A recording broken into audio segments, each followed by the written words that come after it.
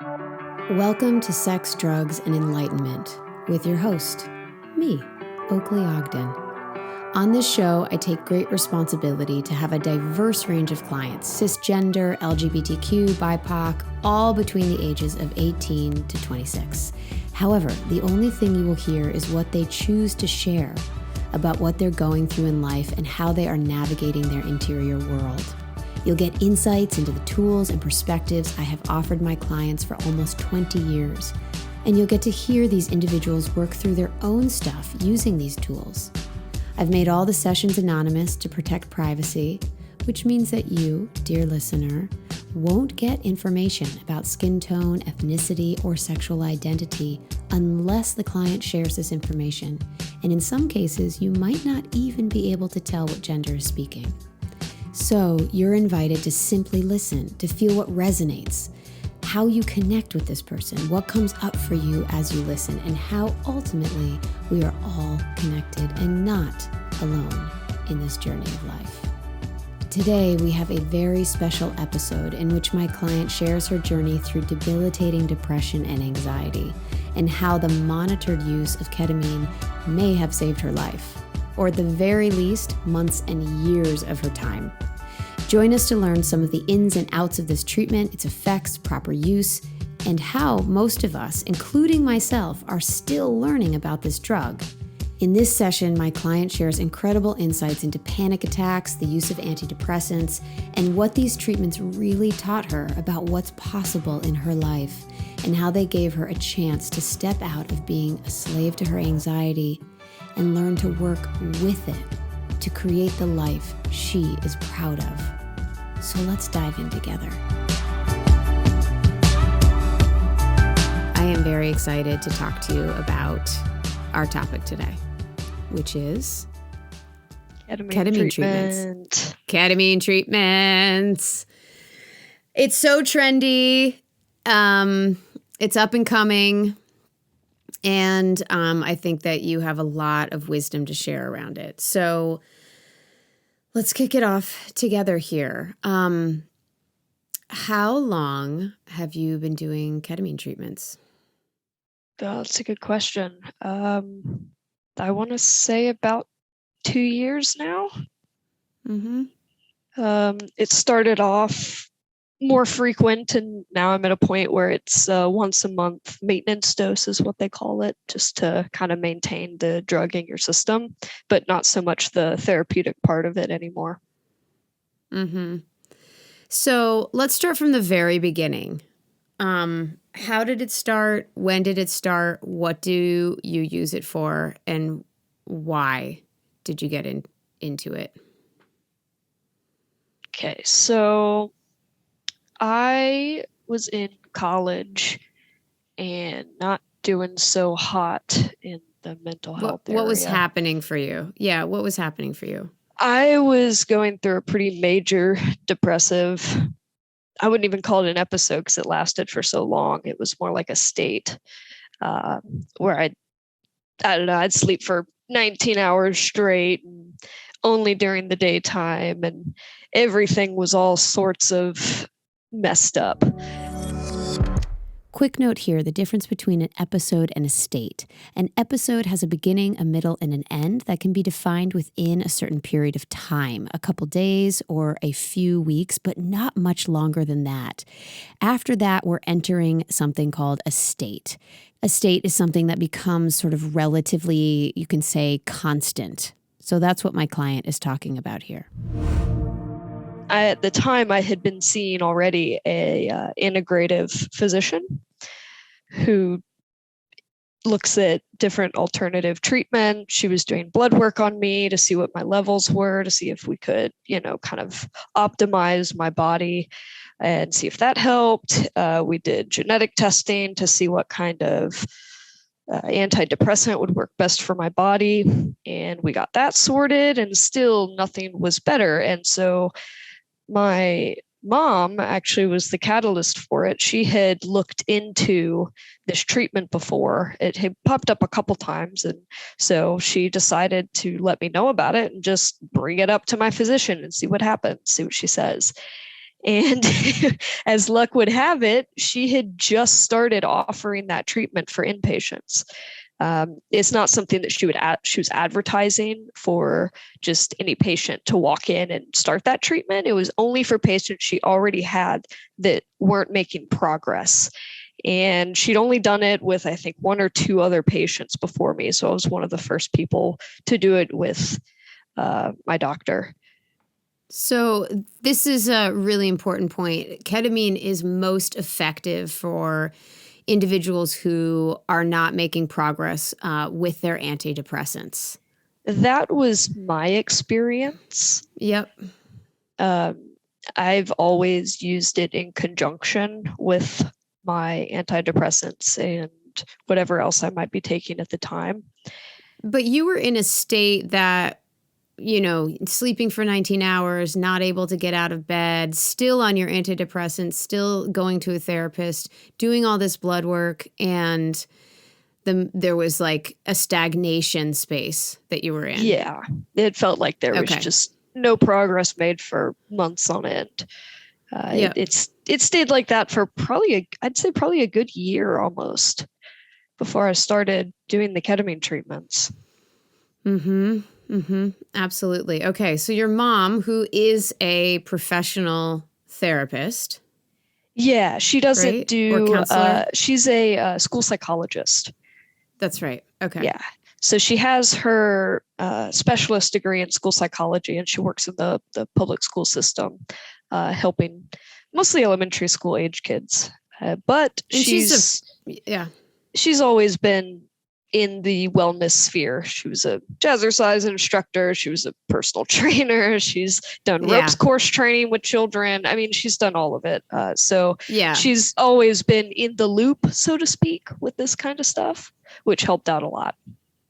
Yeah, she's like a MacGyver of mental health and wellness. Like she's always figuring out the next thing and cracking codes. Yeah, and research. Amazing researcher. She's a researcher. Oh my God, she's a crazy researcher. Well, and she had to be, because when you started ketamine, there wasn't a buzz about it quite yet. It was just starting in the corners of mental health. Yeah, and there was really only anecdotal evidence at this point, too. Nobody had really completed any small or otherwise studies on the treatment of this. What is anecdotal evidence? Anecdotal evidence is information gathered from observation. Anecdotal evidence is not considered scientifically valid. So you can't base anything. Anecdotal evidence is just, I've seen it do this, I've seen it do that. So that's where we were when the ketamine started for this client. We were inside anecdotal evidence. Nothing yet had been scientifically proven. It was a bit of a mystery and quite a drastic step at the time. Very much so. And a little bit of an experimental risk that, given your state, your mom and your doctor shook hands on and were willing to move forward with. And you too. I know you were very compliant as well. If we're defining compliancy right now, we're talking about the willingness of my client. So she was absolutely willing to try this next treatment out, but she had already been through so much, she wasn't leaping for joy. That's what we mean by compliancy here. Yeah, compliant would be the right word to use in that as well, because I remember at that time, it never really occurred to me how drastic the step was. It was just another thing we were going to try. I'd tried so many stuff already. I'd been poked and prodded. I'd changed medication so many times, and I just didn't really care. It just didn't really matter. I was just like, all right, just hook me up, pump it in me, and whatever happens, happens, Yeah, totally. I think a lot of people can relate to that. A lot of people can relate to that moment in their mental health journey where they're like, okay, whatever. Like, I'm so disconnected from my life force and, in the state I'm in, and have tried so many things, like just another just another breakthrough experiment or just another experiment, right? Yeah. So you didn't know it was going to be breakthrough. I did not You didn't know. It was gonna be You didn't know. Okay, this is why this gets so exciting. So let me give an intro here on ketamine, okay? So ketamine is a dissociative drug, right? And what that means is that when you take it, you get disconnected from reality. You have a hard time moving your limbs and your body. And you begin to sort of dissociate. That means sort of leave your current lens of reality. Some people float above it. Other people check out in a different kind of way. But it has the feeling not of necessarily being psychedelic, but of strengthening your observer. However, there's not a lot if you see something happening that you can do because your body is slightly immobilized. Ketamine can indeed produce hallucinogenic states, much like LSD and PCP. However, it is a dissociative anesthetic that has been used in surgery. In psychotherapy, it's used in small doses under strict supervision, and the effects of the dissociative state is what is helping us the most in sessions, as this experience is induced by affecting the brain in a really particular way that is not damaging as far as we know at this level. And this is what seems to be supporting clients therapeutically. So on the street, this drug has a couple names, more than I'm going to name today, but it's the date rape drug, also called Special K. We hear people talking about K-holes, the space they go into by taking too much of this stuff unsupervised in an abusive way or a party drug way. And as one can imagine, when dosed with this drug at a party, the effects leave individuals in a really highly, highly vulnerable state where they cannot respond or protect themselves from perpetrators. So it's a big deal. And if you're listening to this now and anything like this has happened to you, I really encourage you to report this to the police or call a national sexual assault hotline, which is 1-800-656-4673. Got it? Okay, let's get back. Does that sort of introduce it well enough? Yeah, and it's even more so with the disassociative part physically too. I stop feeling my body entirely. I'm not even really aware that it's there. If I pay attention to it, obviously I can notice it, but everything feels different. And if I don't focus on my body, it just kind of fizzles away in my vision and in my senses. Okay, so you are driven to this clinic near where you were living with your physician, integrative physician, and what happens? Well, the next step, she told me that since this was all new, nobody really knew the actual answer, but she believed that best practice would be to have a guide or ideally a personal therapist in the room with you there, doing the treatment alongside you, not only for the ability to do therapy while under the influence of this drug, but also as kind of a safeguard, because it can be rough. You can experience things. I never experienced anything that was scary, but it will show you some emotions you might not be ready to face at that moment. And it can kind of sneak up on you because time moves very differently as well. So how was this drug administered to you? I did it through IV infusion, which so a needle in the vein. Yep. It's kind of the most direct and also the most intense way to do it. They didn't have a ton of options when I first started. Now they've got nasal sprays and lozenges and all sorts of fun stuff that you can try that have a less intense effect. But I went full in and did the IV. Now, just for our listener right now, this is not an injection like a shot. This is an IV, which means that the medicine is in a bag mixed with different liquid like saline or something, and that it goes down a long tube, and you have a little needle in your vein taped down gently to your arm.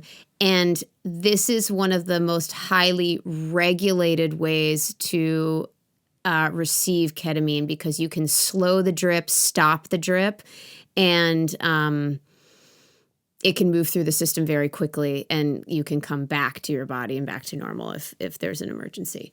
So, okay, so we have you hooked up to an IV, and you're in a room. What did give the listener a sense of the environment you were in? So my integrative physician at the time had a nice little back room, kind of put together like a lounge. There was a nice big couch that you could lay on or sit on, and actually a lot like a like a therapist's office, and then an armchair for somebody to accompany you, and then a few medical things here and there. But it didn't look like a medical office. It felt very much like either a therapist's office or like a small lounge room. So it was a very warm, comfortable place. I usually was covered with multiple blankets and, keep me nice and warm. And I was also instructed to bring any sort of comfort objects that I might have to ground myself if something were to send me on a weird path. So if you're not picking up on it yet, my client is describing a very safe, comfortable, cozy environment. The more variables we take out, the simpler it is, the quieter it is, the more comfortable it is, the more likely we give the client a chance to do his, her, or their deeper work. So feeling safe is what we are emphasizing here. When our body temperature is regulated, our environment is regulated, we are more likely to drop in. Let's jump back in. That was about it for the room. It was pretty basic. There wasn't a ton of stuff on the walls, which is a good thing.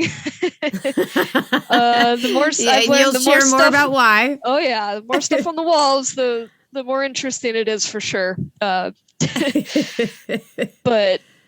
yeah, it was just a nice room. We'd often play some soothing music, and yeah, music's another one that I want to talk about, because I found personally that to be a major influencer on the experience that I had.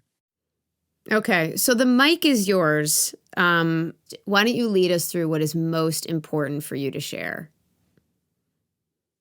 I think one of the most interesting things and most helpful things was one that I had a guide who knew me very, very well at that point, who I may be speaking to right now.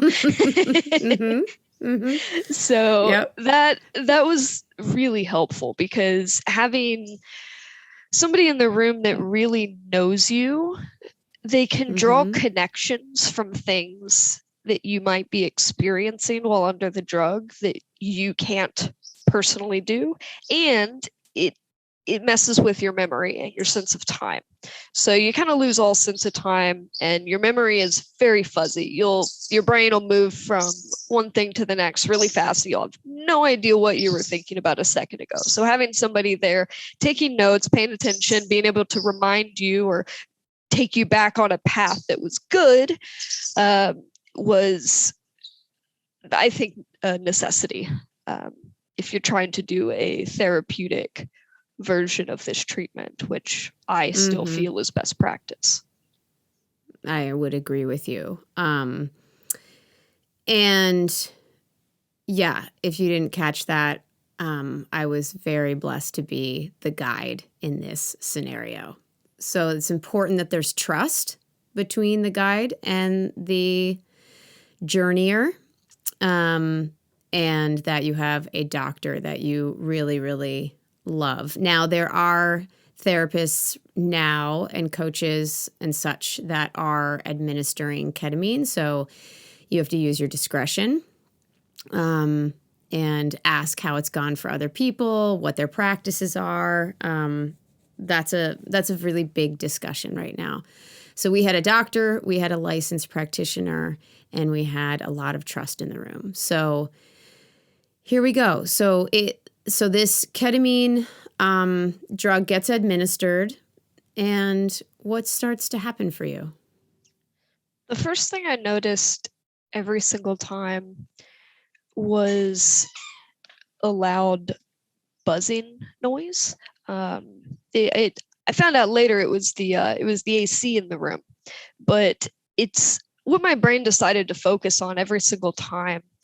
And I think this is also important info. I would do a push at the beginning of my treatments. So while my client is telling us that it's a direct push into the vein, she has a catheter in the vein already that has a special device at the end in which we can hook up the IV bag and unhook the IV bag. This is a safety mechanism, so if we needed to unhook the IV bag and give her something else in case things went sideways, that's what that's for. And we see that in hospitals all the time, that IV bag drip.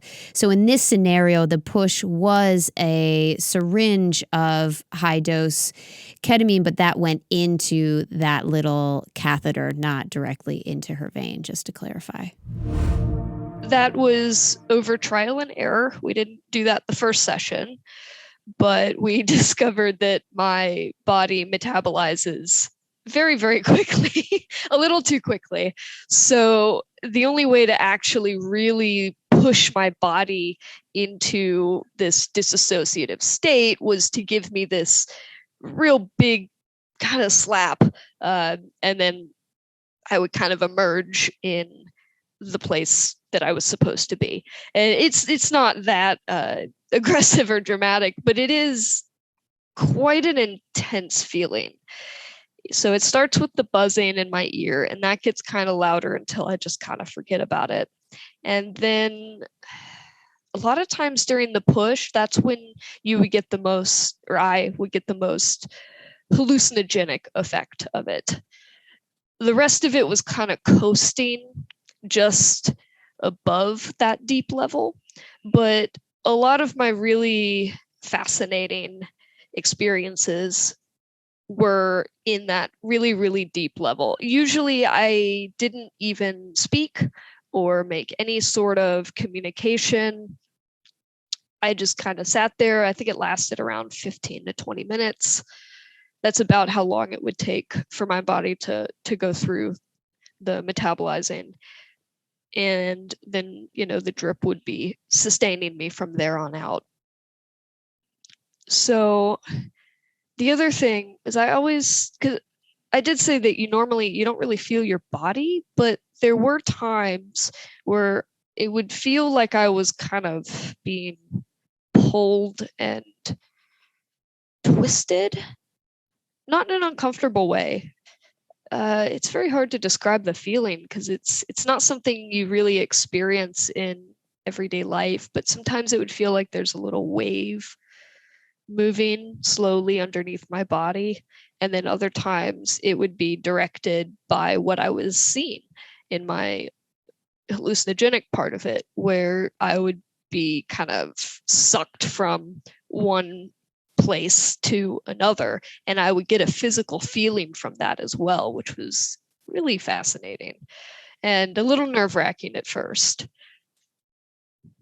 But there was this freedom to it, because one of my main problems, and what I to this day think is where my severe depression stemmed from, was my anxiety issues. I've been in therapy and been dealing with severe anxiety since 7th grade. I missed so much school, my parents got a warning truancy letter, and it was all due to panic attacks. So that's something I've been working on for a very, very long time. And it was so relieving to be pulled out of that anxious body and to just kind of take a breath, because you're not connected to it. And that was even more dramatic than the depressive part of it that just makes you kind of feel down and not really care about anything. That was less impactful than the breath of fresh air that it would give me. So one thing that you're alluding to right now is that dissociative state. Now, under supervision and in a safe environment, this dissociative state can give the brain a moment of release to actually begin to create a new neural pathway and start to let go of the grip of the pathway of anxiety, right? So it doesn't heal anxiety, but it's a moment of reprieve in which the brain, if you think about it this way, think about a muscle that's been so tense and it just never has relaxed. And then you find a posture or, an ointment or something like that suddenly has the muscle relax. Once that muscle relaxes, the joint understands that it can move differently. The muscle understands that it's allowed to relax. There's a lot of information that can go into the brain, again, under supervision, because I was able to support this process. And the brain got that, it's okay to actually relax and it's actually safe if I exhale a tiny bit, metaphorically speaking.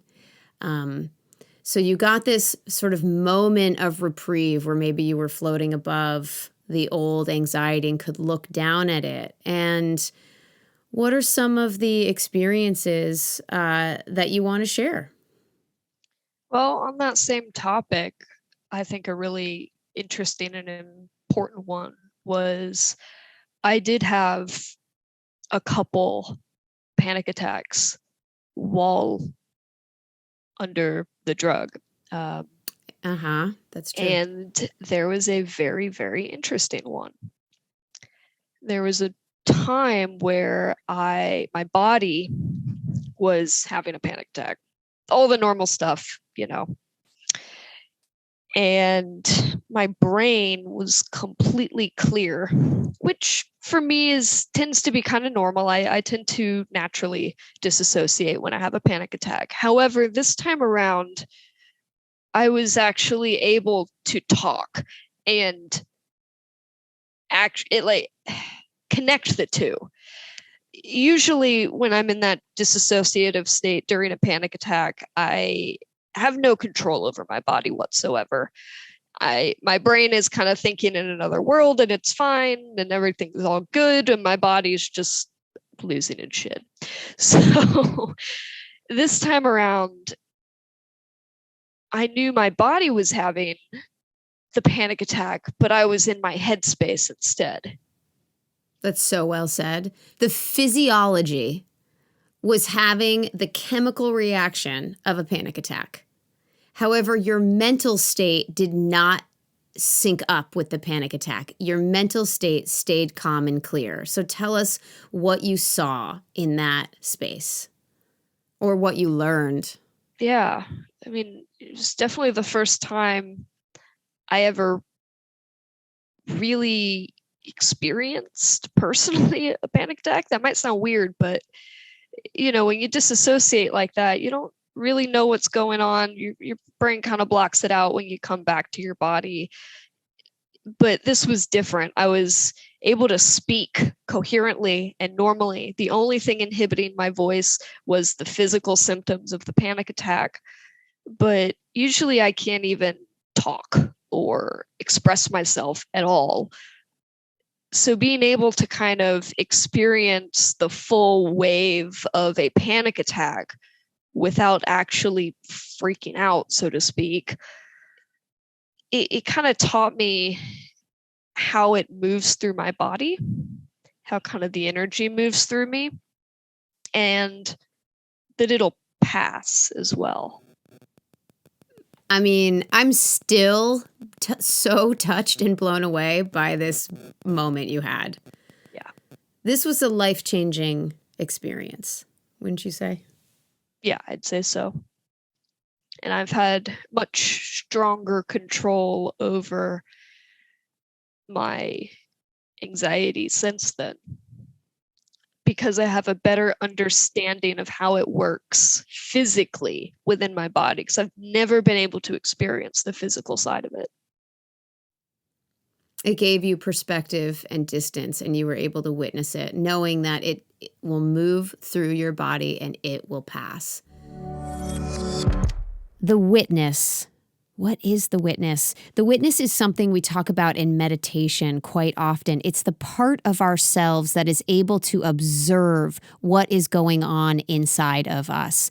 Meaning it's the part of ourselves that sits back and says, right now I'm feeling sad. Right now, I notice that I'm cold. Right now, I'm having the thought that I want to get out of here. Right now, I'm having the thought that I'm judging this person, etc., etc. The witness is the thing, the part of ourselves that we strengthen, that we seek to strengthen in meditation, that we want to identify more with so that we identify less with our passing thoughts and our passing feelings. The more we can witness ourselves, the more space we have for ourselves, the more space and room we have for the movement of our thoughts and feelings, the ever-changing tides of our thoughts and feelings that are continually shifting through us. Another way to strengthen the witness is through meditation. Transcendental meditation teaches this very beautifully. A lot of different meditations teach this really beautifully. And if you are interested in learning more meditations, you can check out some of mine, which are very highly guided on my website, oakleyogden.com, under resources. But what I also recommend is Insight Timer. Insight Timer is awesome. And there are some extraordinary teachers on there that teach how to strengthen the witness in a very methodical, step-by-step way. So I suggest you head over there, spend some time getting to know different teachers, see who resonates with you, and strengthening the witness within can really, really change our lives. It gives us so much perspective and gives us the ability to be compassionate with ourselves and patient with ourselves.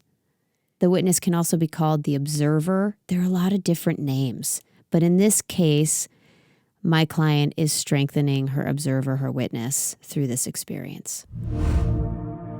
So, have you had a panic attack since? I have. Yeah. And how are they different? Well,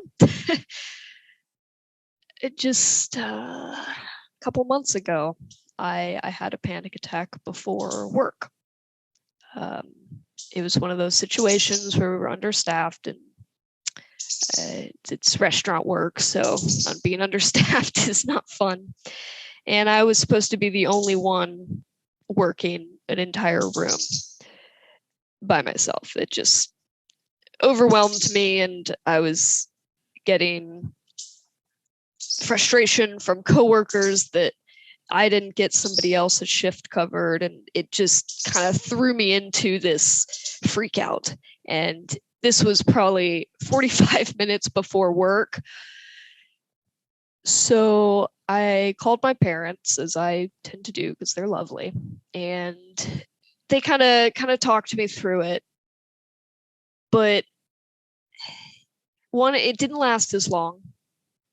And two, normally when I would have a panic attack, it put me down for the day. I couldn't do anything else. I just had to rest and maybe sleep. I couldn't function after one until the next day, or sometimes even a little longer after that. Hey, raise your hand if you resonate with this or you've ever had this experience. If you have, listen closely to what's coming next. It's pretty remarkable.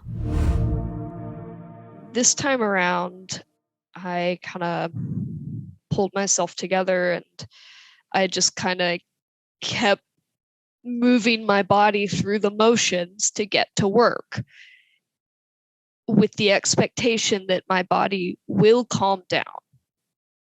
It will. And I remember a moment when I was sitting in my car in the parking lot at work, and I was still very much freaking out inside a little bit. And I had a moment where I wanted to call my parents to bail me out, essentially. It's a family business, and if, I can't work, sometimes my father will come in and help out. And I knew that they would do that for me. But then I realized that that's not actually what I wanted.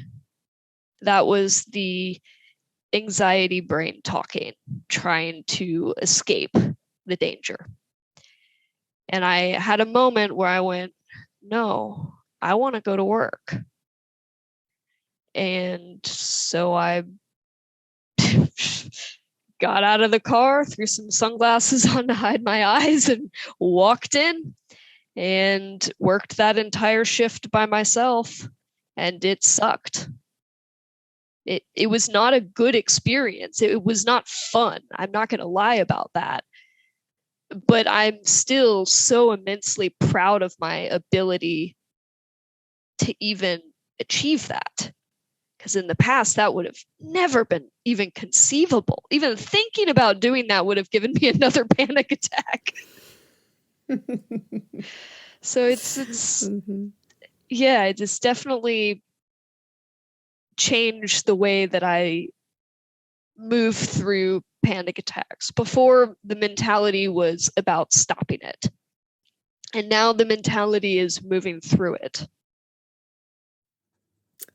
That is so different. And it speaks to the amount of resiliency you have built through these very intentional experiences with ketamine and the capacity that you have grown inside of yourself. And that is when we know something that we are trying for our mental health is working, if we have more resilience and greater capacity. Because what I hear in this that I'm just incredibly moved by is how much of life you couldn't participate in, how much of life you would be taken out of participating in or taken away from participating in because of the recovery process after a panic attack, which must have affected self-esteem, must have made you think things. And here you are breathing through it, making a choice that you want to go to work that feels true to you, that is not your anxiety brain stealing the show. And you got to show up inside the immense strength and presence and contribution that you know is you and your birthright. And I just can't even imagine how rewarding that must have felt. Even though the experience sucked, you did it. And sometimes growth experiences suck, but it's not about whether or not we're having fun at work. It's the fact that we have shown the fuck up, right? Yeah. Despite the odds, right? And that grows confidence. That's one way to grow confidence in a major, major way. I'm going to reiterate this right now. So many people come to me asking how to build confidence. This is how you do it. You begin to grow your capacity and your resilience, capacity to hold your own discomfort and resilience to take another step forward toward what is right for you, for your maturity and growth despite the discomfort. Despite the discomfort. And this is where the confidence comes from. Only you can do this. Only you can make this move. And when you own that you did it, that no one else did it, that you did it, that you showed up, that's called confidence. And the more you do that, the more you build. Yeah, for sure. It definitely improved mine when it comes towards anxiety and my ability to manage it. Well, and I want to say one more thing. Let's debunk the myth around personal development that we are supposed to dissolve and eradicate things that we experience in life. That if I'm really evolved, then I'll never feel anxious again. If I'm really evolved, then I never feel depressed again, right? That's such a bad mindset to get stuck in. Yeah. Yeah. Tell me more. It's because I've done it for a very, very long time. And I, even to this day, still catch myself doing it sometimes, where we strive for this idea of perfection. But it's funny, one of the best example I can think of right now is actually my work with my rescue dog. And my thought process around his anxiety, funny enough. And eventually I ended up applying this to myself, and it's the same concept, but I guess it's easier to understand when it's a trainable dog. But what I did with him is my focus with dealing with his skittishness and anxiety towards stuff, because he would have full-on doggy panic attacks. So I took the mentality and the route of minimizing his recovery time and not ridding him of his anxiety, because I didn't feel like it was possible. He's an abused rescue dog. He's got issues. He's got stuff that is never going to be fixed. Nice. But if I can get him to the point where I drop something and he spooks, because he always will, and then immediately is able to come around and investigate, that's golden. I mean, what more can you ask for? And so now I'm trying to do something very similar with myself. Oh, I love that example. I love it. It captures the whole thing, because for me, spiritual development, spiritual growth, emotional, mental, personal growth, all of it has to do with our ability to have space for ourselves, not judge ourselves, and allow what is moving through us to pass and not to squash what is moving through us. So the more evolved we get, it doesn't mean we feel less. It just means we don't get stuck in what's moving through. We get to continue with our life. We get to keep getting dressed and go to the party. We get to keep going and go to work. We get to continue our relationship. We get to keep living our beautiful life, right? And this is just what makes us wildly more present and wildly stronger, which, by the way, are two really great qualities for life: presence and strength.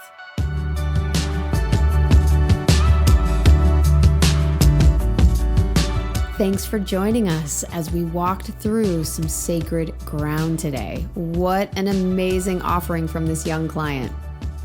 I am constantly blown away by the wisdom and resilience awakening in individuals around me. I hope you are feeling just as inspired and not so alone in your own journey. If you are struggling, tell someone. Ask for help. It's worth it. You are worth it. And now, if being a guest is something that calls to you, head over to oakleyogden.com. That's OakleyOgden.com and click on podcast, where you will fill out an interest form and we will take a look. And until next time, remember, yes, you can get through it. Whatever you are facing is the very thing that's there to show you your greatness.